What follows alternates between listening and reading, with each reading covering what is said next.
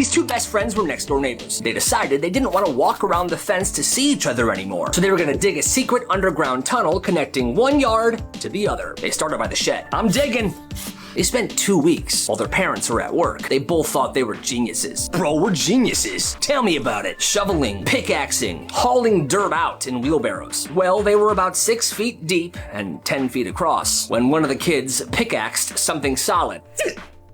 What was that? I don't know. Keep going. They shouldn't have kept going. Instead, he hit this thing again and again and again until burst. Water spraying everywhere. Ah! Bro, this is so bad. It was the water main, the main pipe, and the backyard began to flood. They ran out of that hole. The water didn't stop either. It kept going. The fire department showed up, and then the city workers, and they're like, what the heck is going on here? We were trying to build a tunnel to each other's houses. Where are your parents? They're at work. For the rest of the summer, that kid's yard had to be dug up, and they had to repair that pipe. His parents were obviously upset, but they kind of blamed themselves. How did we not know he was digging a tunnel in our backyard? Yeah, that was my question too. That's insane. Careful where you dig. Every neighborhood has that one house, yard where baseballs, frisbees, and dog toys go to die. The guy who lived there is creepy, angry, staring through the windows. Hey, go get the ball. Let's just go inside. Just like that, most kids accept the loss and they go buy a new one. But this one kid, he saw a gap in the market. What's up? He memorized the perimeter of this fenced yard. He knew the holes, the gaps, and he bought a very long pole. He has a 10-foot pole with a high grip claw at the end of it, and he started an extraction service. He pulls up with his bike and the pole like it's a jousting stick. All right, what is it? Baseball? Frisbee? It's my dog's favorite beaver toy. Okay. Do you know where it is? No. That's fine. I'll use my drone. He had a drone with a camera so he could see above the yard to where the thing that needs to be extracted is, and then he would get to work. Okay, it's at this corner right here. I have the pole. Go through the gap. Is he watching? No. Got it. But he didn't do it for free. Depending on where in the yard it was, it could be $5, $10, or if the old man was right there watching, $20 because of the risk. But people usually paid. He didn't make bank per se, but he made some good money, and he was a hero to a lot of neighborhood kids. One month he made $100 just by getting things that people were too scared to get themselves. I'd say it's a fair business because there's no way the old man would ever give those things back because he's just crazy like that. And so I say, gotta respect the hustle. This kid rode his bike to a grocery store. Yeah. He's using some of his summer job paycheck money to buy some snacks, chips, and sweets. He buys them, goes outside, and sets down the bag while he's unlocking his bike. Yeah, set you right here, unlock the bike. When he unlocks his bike and looks around, the bag is missing. What's it? That's when he sees this kid, younger than him, stuffing the stuff in his backpack. And the kid runs home. Yo, what the heck? That's it, I'm gonna follow him. He takes his bike and follows this kid to his house. Knocks on the door. The mom answers. Yes? He stays calm. Yeah, your son took my stuff. I got some groceries and some snacks. I saw him put it in his backpack and run away. I just want it back. My kid would never steal. I saw him do it. If you don't leave my house right now, I'm calling the police because of harassment. Well, he doesn't leave. They call the police, and 5 minutes later, the cops show up. They hear both sides. They then say, kid, open your backpack, please. Okay. And there the stuff was. Chips, sweets, everything. Yeah. Give it back, please. Give him the stuff bag. Cops leave, the mom shuts the door in this kid's face, and they go their separate ways. But that's so embarrassing for that mom. That kid didn't learn anything, because a couple days later, he went to the guy's house that he stole stuff from, and he threw eggs at it. What a little jerk. Sleep over at his friend's house, they're chilling in his friend's bedroom. Come here. Oh, man, you win again. Well, this kid turns his head for a second, and he sees his friend's grandma standing in the doorway just staring at him. At first, he's like, okay, this guy's grandma's pretty weird, but I'm not gonna say anything. A little while later, this kid goes down to the kitchen to grab a drink. He gets in, opens the fridge, he feels that weird feeling that someone's watching him, then he closes the fridge, and the grandma's right there.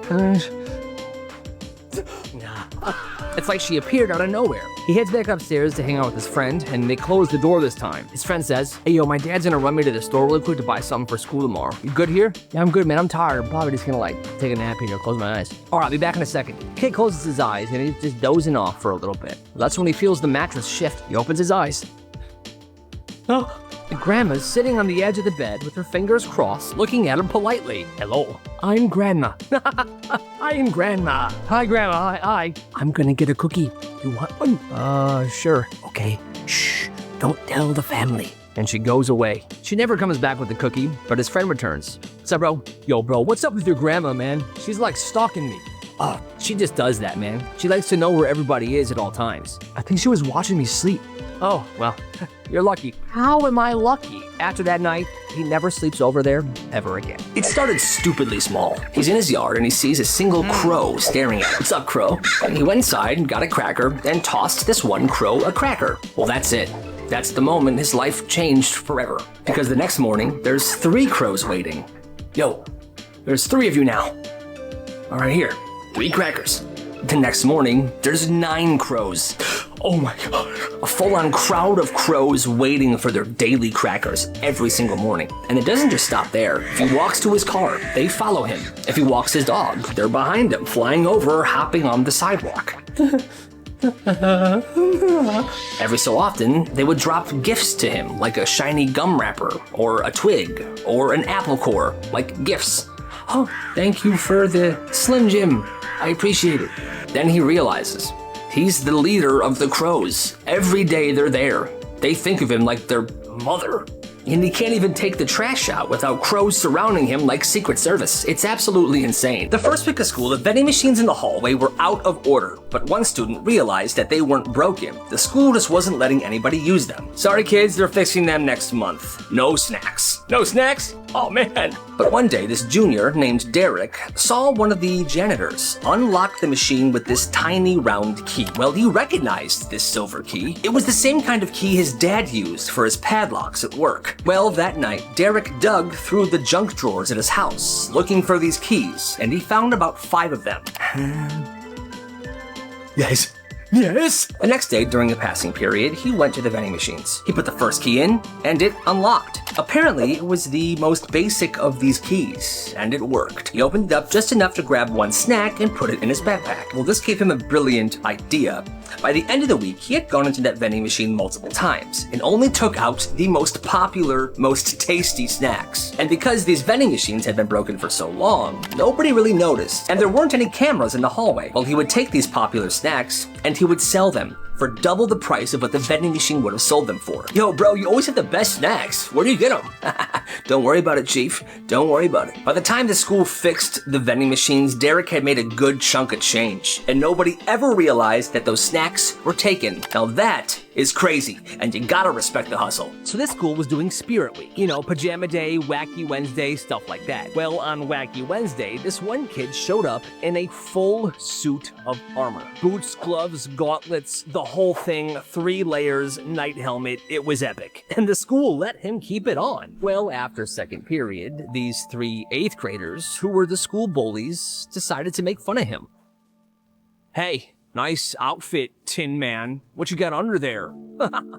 Yeah, nice outfit, metal boy. Well, he's just standing there, not saying a word. The bullies didn't like this, so they start to attack him. What's your problem, dude? Yeah, what's your problem? My foot. One punches his shoulder, his hand is shaking, it might be broken. Some kid kicks him in the groin, his foot is hurting. And the third one, big guy, punches his knee and literally breaks his wrist. Ow! You're my foot! My foot! My wrist, guys? Guys, my wrist. It's broken.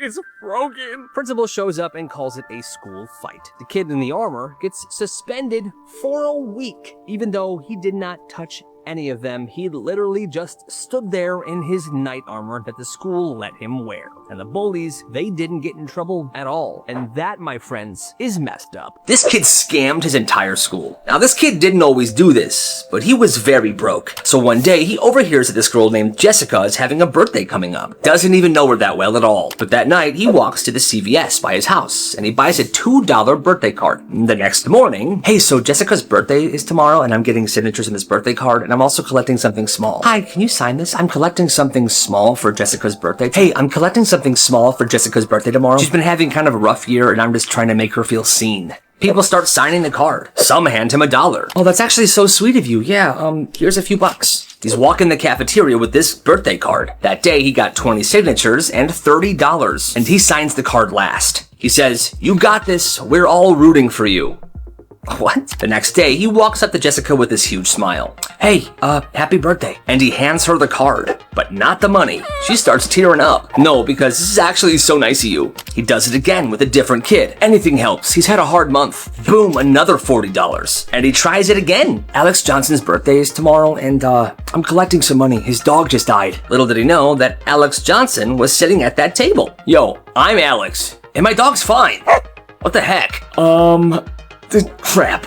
People start catching on to this shenanigan. And within a week, the school's investigating this kid and it's became this giant deal. But he made $217 before this whole thing collapsed, which is actually kind of genius and kind of impressive. Come on, you gotta respect the hustle. This girl's parents were so strict. They banned birthdays at their house. No cake, no candles, no parties. So on her 13th birthday, her friends found out. "Wait, so you never had a birthday party ever?" "Nope, never." They were stunned. That is so messed up. You know what? Tomorrow night, we're throwing you one. One of them's house was the perfect spot. A huge backyard, a pool, lights were already strung up for vibes, and they spread the word. By sundown the next day, the backyard was packed. Music blasting, kids cannonballing in the pool. The girl who was hosting the party's parents were there just to keep everyone safe, but they were just sitting back relaxing. Everyone was even chanting her name when she walked in. "Marissa, Marissa, happy birthday, Marissa." And for the first time ever, she had a birthday cake with real candles in it. And right as she blew out those candles, there they were. She saw her parents walk into the backyard. Everyone got silent. "What is this?" Her friend stepped in. "Hey, she deserves this. It's her 13th birthday." Her parents looked around and there was dozens of people just staring at them. They were uncomfortable, so they just said, "All right, well, we'll pick you up here at 10, okay? 10 p.m. And they left. But still, that was the birthday that she would never, ever forget. The wrong grandkid. Every few months, she would get an envelope in the mail. Oh, sweet. It was Grandma's handwriting. Inside of it, a crisp $20 bill. And a note that said, "For gas. I don't even drive, Mom." Grandma's old, sweetie. Let's not question it. Money's money. Years go by and the letters keep coming. Always the same message. For gas. Then one summer, the entire family's over for a barbecue. Well, her cousin pulls up. New car, loud music bumping. He's about 5 years older than she is. "What's up, family?" Grandma hugs him. She's laughing. "I see that gas money's going to good use." The cousin goes, "Gas money? Yeah, I've been mailing it to you for years." Well, this girl overheard that. "Grandma, you've been mailing me that." "Oh, my fault." What had happened was the grandma had written down this address years ago. It was the wrong address. It was the address of Ashley Johnson. The grandkid she meant to send it to was Adam Johnson. So all she wrote on the letter was A. Johnson. You can see where the confusion would come into play. "Well, Grandma, looks like you owe me like $300 now." No, your cousin probably needed that money more than you do. I mean, look at your nice car. You got plenty of it. That's hilarious. It was lunchtime. Everyone is sitting on the lunch tables. It's pretty packed. And well, a chain reaction starts. The one where you punch someone in the shoulder and you say, "Pass it on." Pass it on. Pass it on. There's laughter, everybody's playing along. The row across for them sees this and then they join in as well. Well, it gets to this one kid. Pass it on. He bursts into tears. He's ugly crying. He's wailing so loud the whole cafeteria is staring at him. He bolts out of the lunchroom and goes straight to the office. "No. You have to do something. He assaulted my son. I promise you we're gonna get to the bottom of this, okay?" "No, my son was assaulted. We demand expulsion." Cut to the kid being called into the office. "Hey, I met with the kid's parents and the school board. I'm giving you a 120-day expulsion." "Wait, for real? It was a game. Everybody was playing." "Shut your mouth. 120 days. Even some of the kids that were at the table tried to go to the principal's office to explain that, yo, this was actually a harmless game and everybody was playing. That kid is just being a baby. But he didn't listen. And that kid was expelled for 120 days. And here's the worst part. After 120 days, he was allowed to come back. But if he messed up one time by even getting a detention, they would put him on a permanent expulsion. That's kind of messed up. Yo, I got a shortcut. Through there? So after school one day, this kid swears he found a shortcut home. He's pointing to this giant cornfield like, "Trust me, it's way faster." Now, a bunch of kids are skeptical. "Bro, that's not a path. That's just corn." But half the group follows him anyways. At first, it's funny. They're laughing, they're pushing through the corn stalks, they're making jokes. Then 10 minutes pass, there's no road. It seems like it's just endless corn. Wait, we passed this corn stalk already, didn't we? It's all corn, man! Trust me, just we'll keep walking. After a bit more walking, panic does begin to kick in, and their phones aren't working. The sun's setting, you can hear coyotes in the distance. You hear that? We're gonna die! By the time they finally stumble out of the cornfield, it's dark, they're dirty, scratched up, and dehydrated. And what do they see throughout the neighborhood filling these streets? Police, firefighters, parents, everybody freaking out. Turns out, word spread fast, and when this group of kids never came home, things got crazy. Hey, a bunch of kids never came home today. Get every unit out there right now, we gotta find them! The whole town formed a frickin' search party. And the shortcut? It added 4 hours. And the kid that had this idea never lived it down. That's insane. This is absolutely crazy. So there's this one freshman in high school, and his parents are out of town for the week. Well, instead of playing Xbox every day after school, he does something absolutely insane. He builds an actual wrestling ring in his backyard. I'm talking wood frame, ropes, the whole thing. And at school, he starts telling people, every day after school, my house, wrestling matches, $2 to get in. And for the first few days after school, it's just a couple of kids messing around. But then it started getting serious. One kid begins managing fighters and training them. Another's making poster for the big fight on Friday. People are putting money down. They're making actual bets. And these fighters are training all week. Well, by Thursday and Friday, it's not just this backyard thing anymore. Half the school is showing up. There's bets being placed, referees with whistles. It's absolutely insane. Well, finally Friday is the big fight, and it is beautiful. Until this kid's dad comes home and sees what's going on. What the heck is going on here? Oh my god! And the whole thing was shut down instantly. But those who went to that school never forgot the week of backyard wrestling. That's kind of crazy. It's the first week of school and this kid's rocking some brand new expensive Nikes. Hey yo, peep the kicks. Ooh, those are clean, bro. Yeah, they remind me of my mom. Then in the middle of class, the fire alarm goes off. Oh, all right. And everyone crams into the hallway. Excuse me. Well, as he's making his way out, a student behind him steps on his right shoe, and his shoe comes off. Yo, wait, my shoe! Keep it moving. He gets outside and he's standing there with only one shoe on. Every grade is lined up. He's begging him to go back in. No, you don't understand. My other shoe is inside, and those were expensive. Are you nuts? No, forget it.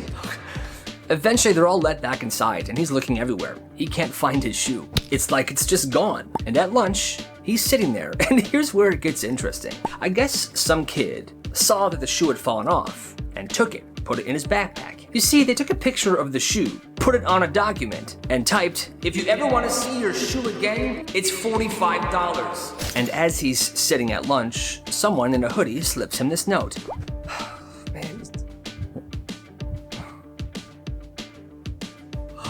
Now it's a full-blown shoe hostage situation. There was a random email on the flyer, and he emailed it. The kidnapper set up a spot, told him to drop the money, and they would drop the shoe. And he paid the $45. But hey, he got his shoe back. That's actually crazy. The lunch lady from hell. This lunch lady was your classic grumpy old woman. Hairnet, gloves, stained apron, and she seems to hate children. I hate children? She never smiled. She was always in a horrible mood. Well, one day this kid in the lunch line says something to her that makes her flip out. Next, is this meat even real? The whole lunch line starts laughing at her. And then another kid goes, yeah, is it even real? Also, you're the worst lunch lady ever. Even Mrs. Johnson's rabbits hate you. Now, a little sidebar here. Mrs. Johnson was the art teacher, and she had a cage of like 4 rabbits. They would sit outside her door in the hallway, and the school loved these rabbits. These rabbits were cherished. They were lovely little rabbits. Well, the lunch lady didn't like hearing this. Quit laughing at me. This is funny to you? You're gonna regret this. Oh, you're gonna regret this. So lunch ends, and later that day, this teacher was walking the hallways when she notices the lunch lady standing by the rabbit cage. Scrap-a-dink-a-dink. What is she doing? She's wearing her rubber gloves. She has a strange bag, and she's putting the rabbits in this bag. 1 rabbit, 2 rabbits, 3 rabbits, 4. Now I'm gonna throw you all on the floor. Okay, she didn't make that little rhyme, but still, she was putting these rabbits in a bag and she was gonna do something horrible with them. Well, the teacher said, "Hey, put those down!" Security, the lunch lady is taking the rabbits. Security shows up, takes these rabbits and puts them back in the cage. They then drag her to the office and they send her home forever. After that day, the rabbits stayed inside Mrs. Johnson's classroom for safety. I wonder what she was gonna do to the rabbits. That's insane. The legendary substitute. It was last period, 90 minutes long, and this class's teacher was out for 2 days, so a sub came in to cover both. The first thing he said when he came in was this: "All right, students, this class is different. You will decide what we do tomorrow yourselves. Whatever you all agree on unanimously, I will make happen." And the class starts whispering. Wait. Like anything? Anything. But every single one of you has to agree on it. So for the next hour and a half, the entire class was working like a group project. They debated, argued, bargained, and by the end, they had a full plan. The first 15 minutes, they wanted music playing and they wanted snacks. Then, a movie of their choice. They chose Shrek 2. And with the movie, they wanted soda and pizza. And not like one slice each. They wanted enough pizza so everyone could get stuffed. And the sub just nodded. All right. Tomorrow, it's done. And the next day, the classroom was a frickin' vibe. Pizza boxes stacked high, music, Shrek 2, kids with food comas in every desk. It was the only time the entire class agreed on something, and it was the last time that sub ever taught at that school. Every year, this school had a field day. No classes, just games outside. Tug-of-war, relay races, popsicles at the end. It was everyone's favorite day. Well, this one year, everything started off perfect. Field day starting off perfect. Sunshine, kids in their colors, music blasting. But by lunch, storm clouds roll in. Teachers tried to squeeze in the last of the events before it starts to pour. Okay, one more race and then inside. Then boom. Thunder cracks. Rain starts pouring, the field turns to mud instantly. Well, the problem? The school locked every single side door because they wanted to funnel all the kids in and out of the main entrance. Well, the issue is the field that they were playing in was behind the school. So now hundreds of kids are slipping, sprinting, covered in mud. I lost my shoe. I can't even see. Where are my glasses? By the time they got back inside, everything was soaked. Mud everywhere. And the school day ended with students washing the mud off themselves in the bathroom and the janitors drying them down with leaf blowers. That's actually hilarious. Christmas break had just started, and this one kid in the neighborhood had a huge yard. His backyard was long, and at the end of it, there was this hill that was pretty big. Well, then it snowed a lot. So he grabbed a shovel and he went to work. He used the snow to make his hill even bigger, and then he carved out 3 different sledding tracks. Yes. This is gonna be awesome. These tracks had barriers, even jumps. When he was done, he strung Christmas lights around the yard, and he set up speakers blasting holiday music. And pretty soon, all the kids in the neighborhood noticed this, and they all wanted to have some fun. All right, I'm charging $5 to get in, but that includes a sled, Christmas music, and free hot chocolate. I'm in. And that night, the yard looked like a festival. A line of kids from the neighborhood, cash in hand, everybody in snowsuits, sleds sliding down the hill, and Christmas music blasting. Even the parents were there, all hanging out with each other. This is actually pretty cool. I can't believe the kids did this. I know, right? It was a great night, and eventually everybody went home. But that kid used the money he made that night to buy his entire family Christmas gifts, and that is beautiful. One day, this kid bought a bunch of clear iPhone cases for cheap, and he had this friend who was good with graphic design. So what he would do is he would have his friend make this cool design of whatever he wanted. His friend would then print it and cut it down so it would fit perfectly inside this phone case. And it looked awesome. Clear phone case, this graphic design insert, it was legit. Custom fit, looked expensive. He did it to his phone case first. It was an anime design and it looked awesome. People saw this and they were immediately intrigued. Well, interest grew. And soon, he was taking orders for people. NBA, anime, SpongeBob, Shrek. He was making these custom phone cases and selling them. Then he starts bundling them together. 3 phone cases for $10. 6 for $15. And business was absolutely booming. He kept buying these clear phone cases. His friend kept designing these designs and custom cutting them to fit the cases. And people were buying them. They were all over the school. The thing was, his friend that was designing these and printing them was using the school's printers. The IT guy realized how much printing had been done and he told the principal. and this whole thing had to be shut down. But by then, he had made $530, and those phone cases became collectibles. Some students even reselling them for 3 times the price they bought them for. Honestly, you gotta respect the hustle. At this school, swimming class was mandatory. Twice a week, full swimsuit, no excuses. This was also in the 80s. Well, then bomb threats started to happen. And they were always during 4th period. Every time students were getting their suits on for swim class, the alarm would go off. Whole school evacuated, the cops would show up, dogs would come in sniffing around, and it kept happening at the same time every single week for like a month. Some teachers thought it was an actual threat. The principal was panicking, nobody knew what to do, but it was just one kid doing this. He didn't want to swim, he couldn't swim, he hated swimming, I don't know. So every swim day, he would leave school campus, walk down the street to the gas station, use the gas station payphone to call the school, and call in a fake bomb threat. Like no voice changer, it was his normal voice, and he would just say, "Yeah, there's a bomb at the school. You should probably check on it." He was caught, suspended for 2 weeks, and had to retake swimming class that summer. And that is the craziest way anyone has ever skipped gym class. It was the school's Halloween costume contest. Everybody's in full costume. Teachers, judges, the whole gym is packed. Students are making their walks across the stage and the judges are judging. Though one kid gets up and he's wearing a basic Walmart hot dog costume. But for some reason, the entire school went nuts when they saw it. Yes! Yes! Yeah! Oh my God. They started chanting, "Hot dog kid! Hot dog kid!" And he ends up winning the costume contest. Well, the next year, same contest, the crowd's a little bigger this time, and students are making their way across the stage and the judges are judging. Well, the hot dog kid from the year before shows up dressed as a penguin. Big puffy suit, he's making his way, and now it's his turn to stand in the middle of the gym stage. Crickets. The entire gym is quiet. Then he smiles, takes his hand, rips off the penguin costume, and underneath, he's wearing the same hot dog costume from last year. The gym erupts. He's doing it again! He did it again! Hot dog kid is back! Everyone's going crazy. They're chanting hot dog kid over and over and over again. Guess what? He wins again.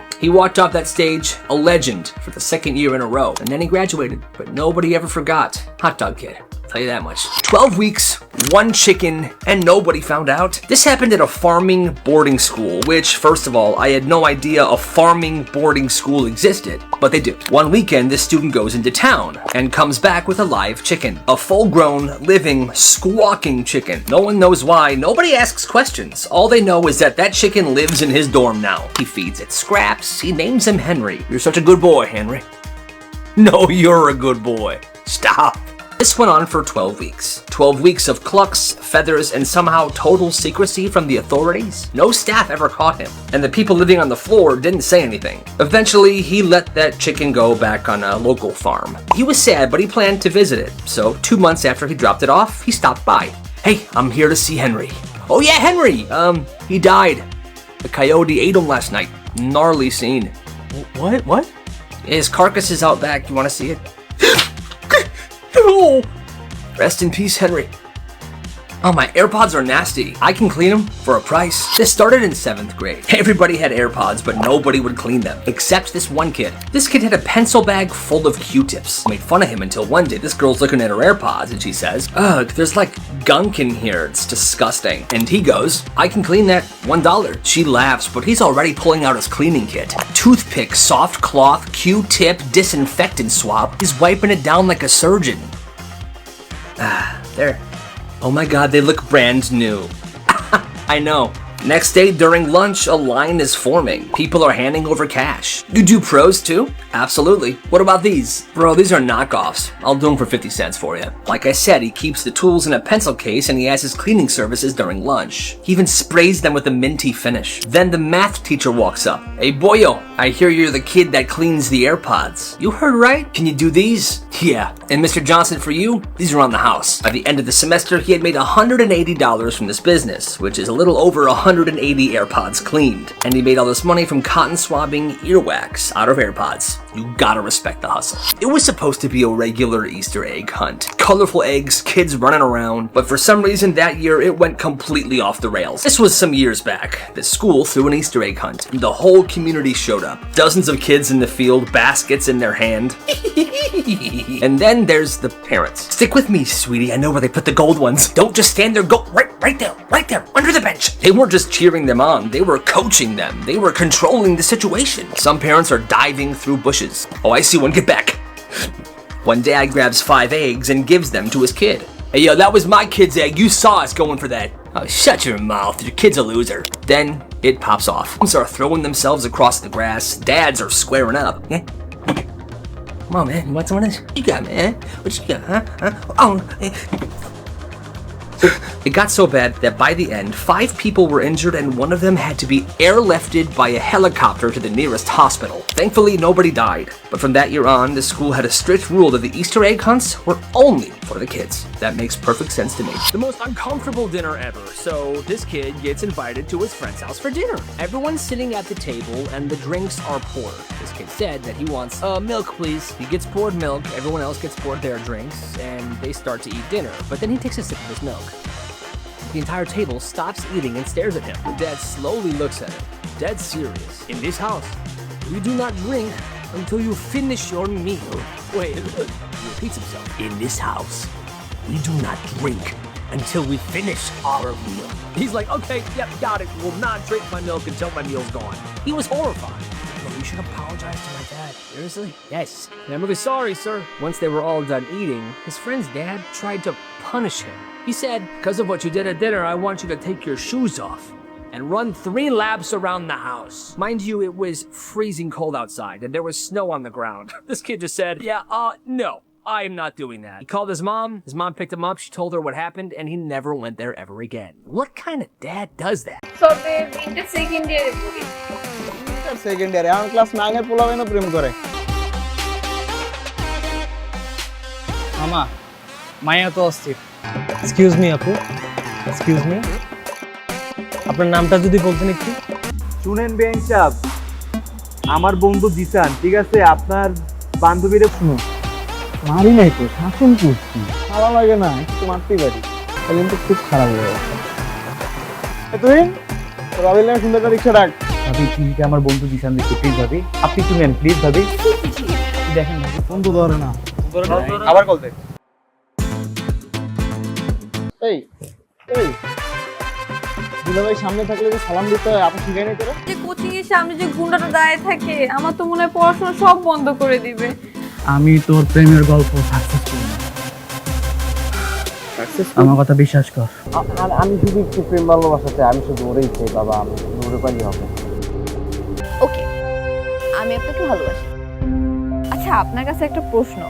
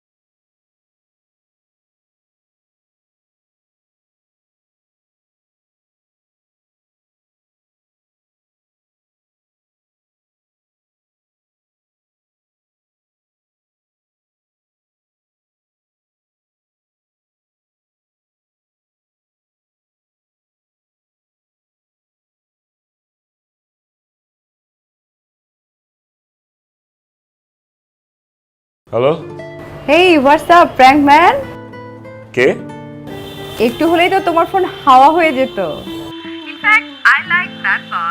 তুই তোর phone আর কোনোদিন পাবি না। কেন তোর বাবা তো তোর ফোনটাকে একদম আছাড় দিয়ে ভেঙে শেষ, এমনকি পানিতে চুবাইছে। আউট অফ কিউরিওসিটি হয়তো দেখা করব but I am not that much easy always remember আজকে আজকে যদি তারাটা থাকতো আজকে তো দিতাম একদম। এই খালি স্কার্টেন গার্ডেন। এই যে আপু এসব গার্ডেন ফার্ডেন যায় না, আমার ভাই ব্রাদাররা আছে, আপনার একদম কামড়ায় দিবে। না না না ব্রো, এই যে আপনার ফোন প্র্যাঙ্ক ছিল ব্রো, চিল চিল চিল। রাকিব ভাই, আপনি এসআই রাকিব ভাই না? আপনার কথা আমি অনেক শুনছি। আপনি কিন্তু মানে বুঝের লোক। পেজে তোলেন। এই হোসেন আলী ক্যামেরা আগেই কইছিলাম আমার বস ফেমাস। হ্যাঁ হ্যাঁ হ্যাঁ ভাই একটু যদি ধরতে। হ্যাঁ হ্যাঁ শিওর। তো কিভাবে যে কনফার্ম হয়? এটা তো এদিকে না, 3 নাম্বার গেট ওইদিকে, শঙ্কর গলি বোধহয় গেটের বাইরে। আপনি ভুল আসছেন, যান। ভুল আসছে? কিন্তু আমি কি চিনতে পারবো? ও আচ্ছা, আপনি দ্যাট বোরখা গার্ল। চিনতে পেরেছো তাহলে না? I like good girls. Follow কর তো, ফলো কর, যা। এতে কই যায় দেখবি, যা। তাহলে জীবনে প্রথম কাউরে প্র্যাঙ্ক করতে যায়, নিজেই আজকে প্র্যাঙ্ক হয়ে গেল। তুমি আমাকে বলেছো যে তুমি তোমার কোনো বয়ফ্রেন্ড নাই। না না, বয়ফ্রেন্ড না, আমি ওর বয়ফ্রেন্ড, আমি ওর ফিয়ান্সে। ওর সাথে আমার বিয়ে নেক্সট। ও আচ্ছা আচ্ছা। আমার জন্য? এটা তোমার জন্য। একটা নতুন ফোন দিলাম। এই জন্য তাহলে তোমরা এতক্ষণ নাটক করছো? নাটক না, তোমার ফোনটা পুরনো হয়ে গেছে। কেন নতুন ফোন। আমরা প্র্যাঙ্ক করতে পারি না? একটা ইম্পর্টেন্ট কথা ছিল তোমার সাথে। এমন করলে কেমন হয় যদি এই এন্টারটেইনমেন্ট জার্নিতে আমি জয়েন করি তোমার সাথে?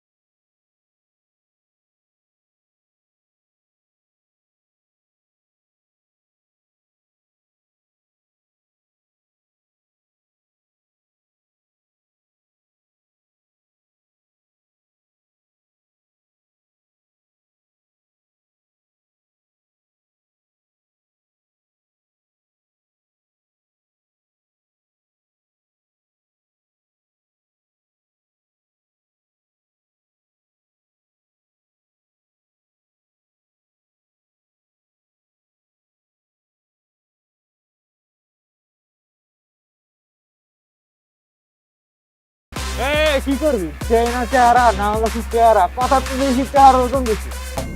আপনি না শুই না না দেখা সব জায়গা ফেলছেন বাবা। রক্ত লাগবে রে। রক্ত? ও আসবো না মানে? হ্যাঁ তাই তো শুনলাম। আসবো না, ঠিক আছে দেখতেছি ব্যাপারটা। যাও। কি রে, তুই কোচিং এ যাস না কেন?